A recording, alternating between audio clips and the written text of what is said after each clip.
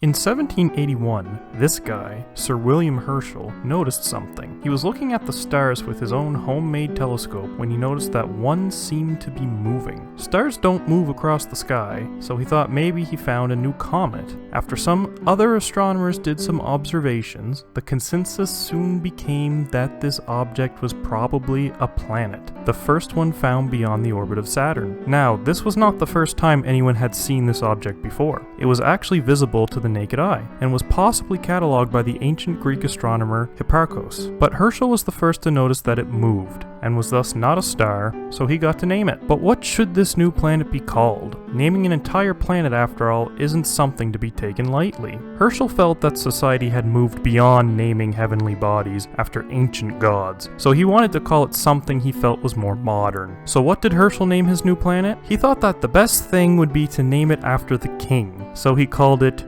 Georgium Sidus, Latin for George's Star. People quickly pointed out that it made no sense to name a planet George's Star, so Herschel changed the name to the Georgian planet. As you might imagine, this choice of name was not very popular outside of England. The international community was not too keen on the idea of one of the solar system's planets being named after an unpopular British monarch. One common proposal was to simply call the planet Herschel, in honor of its discoverer. Another common proposal was Neptune, which led to probably the weirdest proposed names, which were Neptune George III and Neptune Great Britain. Yes, there were people who thought the seventh planet in our solar system should be named Neptune George III or Neptune Great Britain. Thankfully, some people did propose some actual names, such as Astrea, Cybele, and Minerva. Eventually, the German astronomer Johann Bode proposed the name Uranus. He chose Uranus because he felt since Saturn was the father of Jupiter, it made sense for the next planet to be named after the father of Saturn. Though he apparently made a mistake, since the planets were all named after Roman gods, and the Roman equivalent of Uranus would have been Caelus. Bode's suggestion soon became the most commonly used. In support of the name, Bode's colleague, Martin Klaproth, named his newly discovered element uranium. His Majesty's Nautical Almanac Office was the final holdout, officially replacing Georgium Sidus with Uranus in 1850. What do you think Uranus should have been called? Leave your favorite suggestions in the comments below,